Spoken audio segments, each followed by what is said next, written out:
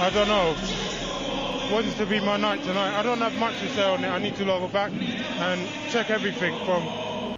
British professional boxer Daniel Dubois just shocked everyone with his retirement statement. It's not that. It's boxing. It's not ballet. It's not dancing. Daniel, you young. You can dream. Man, dude. Relax, man. It's boxing. It's tough sport, brother. The collapse. The fight was a sequel that nobody really wanted. The first one was marred by controversy, with Dubois and his team crying foul over what they called a low blow. They said it was a robbery. They said they were cheated. So what did they do? They got their rematch, their chance to right the wrong, their opportunity to prove they were the rightful champion. For round one, it looked like they might have learned something. Dubois came out hot, throwing punches with intent, pushing the pace. But Usyk walked him down. He let Dubois punch himself out, feinted, moved, and started to pick him apart. The moment the fight turned was when Usyk started to flow. He didn't just land punches, he landed messages. A jab here, a body shot there. Each one was a quiet, clinical dismantling. The commentators tried to stay diplomatic, but the truth was written all over Dubois' face. He was lost. That look of absolute dismay, the moment he hit the canvas after the second knockdown, said it all. It wasn't just a punch that dropped him, it was the realization that he had no answer. He was facing a man who wasn't just a better boxer, but a different breed of human. Then came the tears. A 27-year-old heavyweight, one of the most powerful punchers in the division, was crying after a defeat. This isn't ballet, as Usyk so rightly put it. This is a sport built on grit, on surviving wars, and getting up when you don't think you can. Dubois looked like a boy who had his lunch money stolen, not a warrior who gave it his all. It was this image, this mental surrender, that sparked the firestorm, because the fans had seen this before. The pattern of failure. Right on his belt, and he made a meal of it. That's the shot. That's what the camp have been working on, working to his body. We see that Joshua hurt him in the fight when he threw those body shots, but that wasn't low. What you got to do, win twice.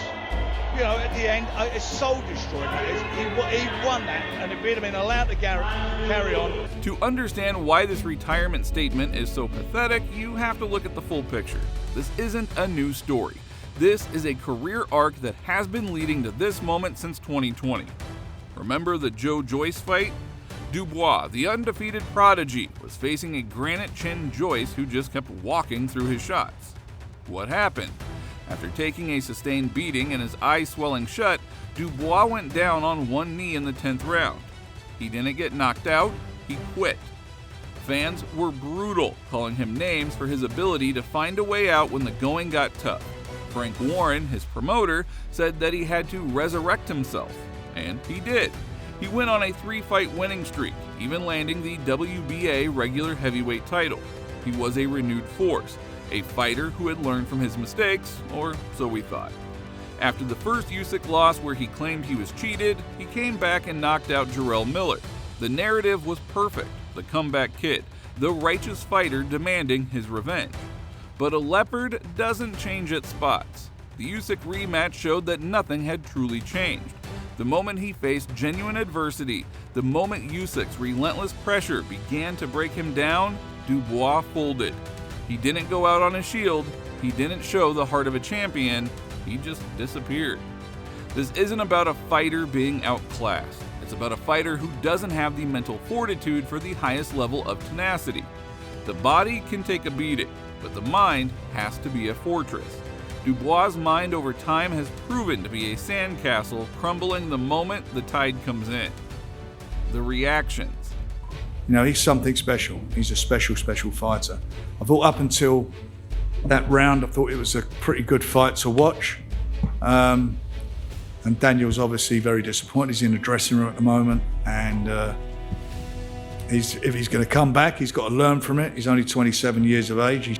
The post-fight press conferences and interviews were where the truth came out and were uncensored and brutal.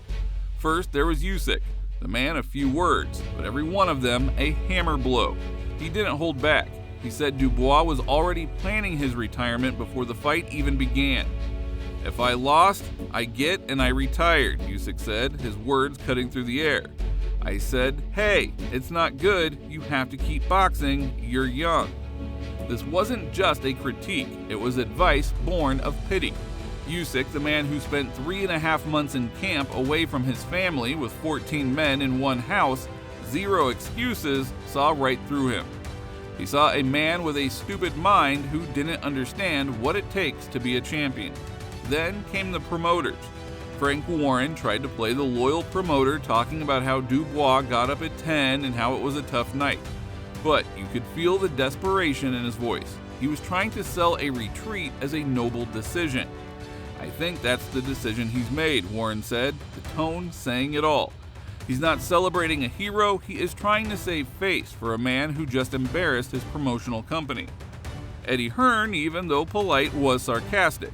He called the retirement a disappearing act, basically telling Dubois, if you want to run, fine, just don't expect the fans to chase you.